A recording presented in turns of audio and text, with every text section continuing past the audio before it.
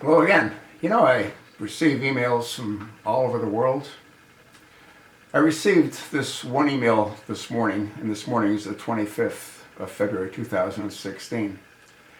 And this was in response to a video. Libya is the new ISIS stronghold. That's MVI 0870. It's had 148 views. Whoop-de-doo, huh? Another case, the viewer wrote, Algeria and Egypt would never allow that. Expect some military action soon. And I wrote back to that individual who made that comment, and I said, I assume you are in Libya, correct? If so, how do the people in Libya view what Barack Obama and Hillary Clinton did to destabilize your country? How can the citizens prevent ISIS from taking full control of your country? Please respond in detail, and I will try and post a video on your comments. And the viewer took the time to write back, and here's what he wrote. I am really sorry, my friend. I live in a small city called Bakar, Algeria, not Libya. But I can say to you that Algerians are worried about what could happen in Libya and ISIS turning its capital there. The military is moving toward the east borders of Algeria, Libya, and the government is seeking a political solution as soon as possible. Because if ISIS gets its domination in Libya, it would be very hard and bad, and a total war could be launched.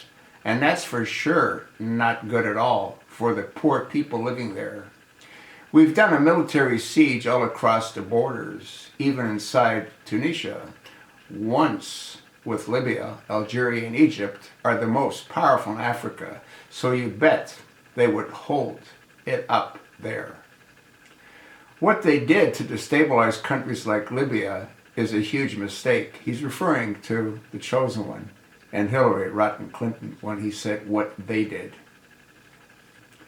And believe me, they tried to do the same here in Algeria, but I guess we, quote, the people, end of quote, have suffered enough the past dark 10 years of worse people than the so-called ISIS. We all remember that. Enough to not go back to it again.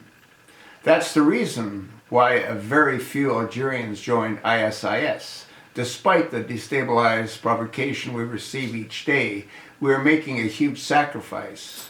Just look at our current government, so corrupt that the people can't handle it anymore. It's messed up, and our enormous military is ruling the country, but we don't want ISIS here. So our silence is a huge sacrifice we are doing to ensure the future of our children until this messed up time passes by. What Libyan citizens would agree with me is that they are trying to flee the country or holding on to neighboring powers. I am not living there, so I really can't tell you how it is like to live there. What I'm getting out of this is that this is happening all over the world. His country is run, as he says, by a corrupt government. So is ours. So has ours been for a very long time. Again, I'm still curious as to what the people themselves think will happen. I have an idea, and so should you. I want to thank my Algerian newfound friend for taking the time to comment. Once again, I find myself in a unique position because I do receive emails from all over the world. From Russia, from Australia, from New Zealand, from Iraq, from Iran, from Egypt. And when I can, I try to reach out to those individuals and get their impression, because their impression's what matters, because they're there. We're not. But don't fool yourself. What's going on there is headed right here. You think not? You're not thinking.